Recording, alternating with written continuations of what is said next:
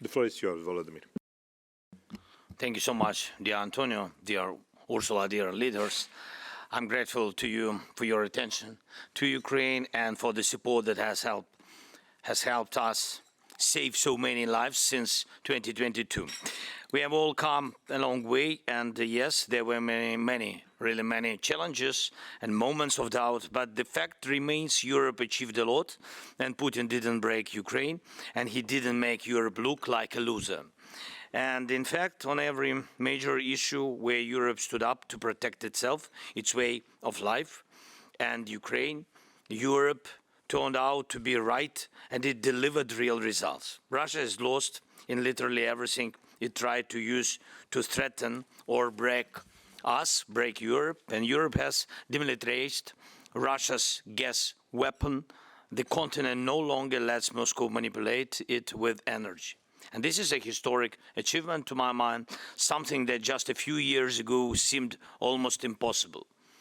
Russia hoped that Europe's defense support for Ukraine and the growth of Europe's defense industry would collapse, but that didn't happen either. Russia cheered and hoped for Europe's political downfall when the American administration changed, but again, Russia failed. The EU's leadership and many national leaders did what was needed to protect Europe's interests. And Europe has learned how to neutralize the toxic political forces that Moscow funded for years to divide and weaken the EU. And yes, Russian hate propaganda is still out there, especially on social media, but it hasn't broken the most important network that holds Europe together, the network of solidarity. Solidarity that lives not just in official institutions or among leaders, but in people's hearts. The vast majority of Europeans still see Russia as the only one to blame for this war. And sure, some people in Europe still enjoy flying to Moscow, but let's be honest, most Europeans understand this selling out moral values and European interests in Moscow will never become the European mainstream. It will always be the business of outsiders, not of real leaders. Dear friends, if we have all achieved so much, then how can the European Union break now, and how can Russia be the one to win? The decision now on your table, the decision to fully use Russian assets to defend against Russian aggression is one of the clearest and the most morally justified decision that could ever be made. This decision reflects everything we have been saying, thinking, and most importantly, feeling about this war for years. Not just us, but hundreds of millions of Europeans, and no one will ever be able to explain to them or to the people living in Ukrainian towns and our Ukrainian villages destroyed by Russian bombs and assaults why it would somehow be wrong to use Russian money to rebuild those homes.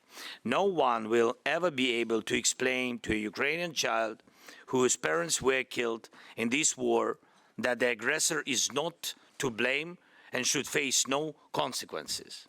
Not even Victor's best speeches and videos could convince that child that Putin is innocent. No one will ever be able to explain to European voters why Europe should give 200 billion euros back to Putin after everything he's destroyed and after all the hard choices Europe had to make because of this war.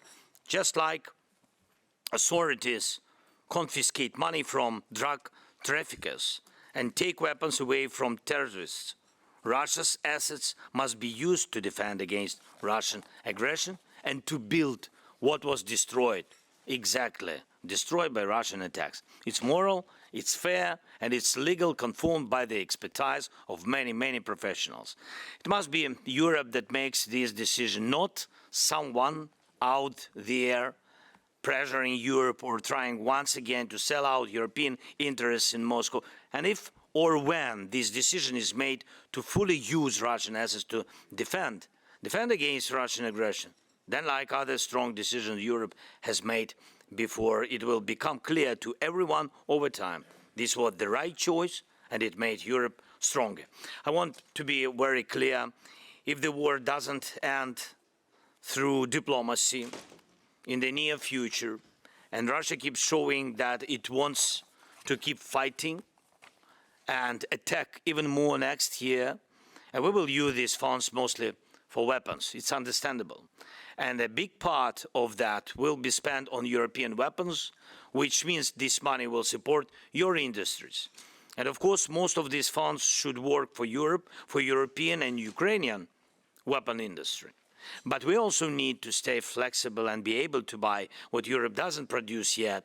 It's a pity, but it's a fact. That includes weapons from the United States, like air defense missiles and other systems, including through the Pearl.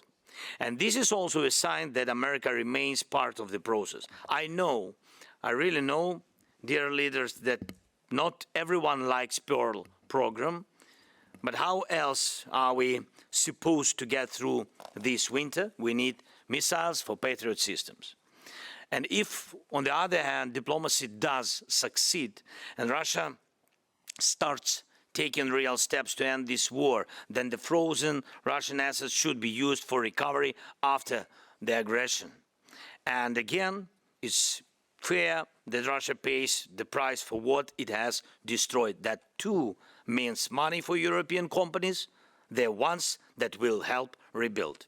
So if these funds can serve European security by holding the aggressor accountable for its war against Ukraine and against Europe, then why would we leave Moscow with any hope or confidence that the money will still come back no matter what it has done? And we must look at Putin and his decisions with complete clarity. He can keep this war going only as long as he has huge amounts of money to send more people to the front and to buy equipment abroad. We know Putin can't keep attacking and keep social stability in Russia at the same time, and he doesn't have enough money for both. And we already see signs of this. Russia has started cutting war expenses, and they even reduced the payments for those they sent to die. That clearly proves one thing: Moscow should not be getting any good signals about this money. Anything else would be a mistaken policy, and let's not give Putin hope that he can fight for another year or two, and then Europe will reward him for it by giving back 200 billion euros. And if someone wants to invest in more Russian aggression, they should say it openly, not hide behind excesses. And I know that Russia is intimidating different countries over this decision, but we should not be afraid of these threats. We should be afraid of Europe being weak. Dear leaders, one more question: how can anyone truly believe in future security guarantees, the ones we are discussing a lot and the ones written into Euro-Atlantic documents, if Europe can't deliver this one very important decision, a financial security guarantee for Ukraine in a situation that is morally crystal clear and completely just? And if there is no European decision now, then all the wars we have heard for years about our European solidarity, autonomy, Europe's ability to defend justice globally will be meaningless. If this isn't done now, the Russians, and not only them, will feel that Europe can be defeated. Defeat, that's definitely not what Europeans need. Your people need Europe to protect its own resources and stay at the center of global processes. Your people need Europe not to back down in front of aggressors. And Europe is and will always be the most important and the most powerful democratic space in the world, and one of the strongest forces in the world standing for peace. No reward for the aggressor. That is the key principle of peace. And that is exactly what needs to be proven now. The European Commission's proposal for a reparation loans offers a smart, a fair approach, and it should become a strong contribution from the EU to strengthening Ukraine's position at the negotiation table. If we know, and if Putin knows, that we can stay resilient for at least a few more years, then his reason to drag out this war becomes much weaker. And this is exactly how pressure on the aggressor should work. Pressure that brings peace. The aggressor must pay for what was done. Thank you for your support.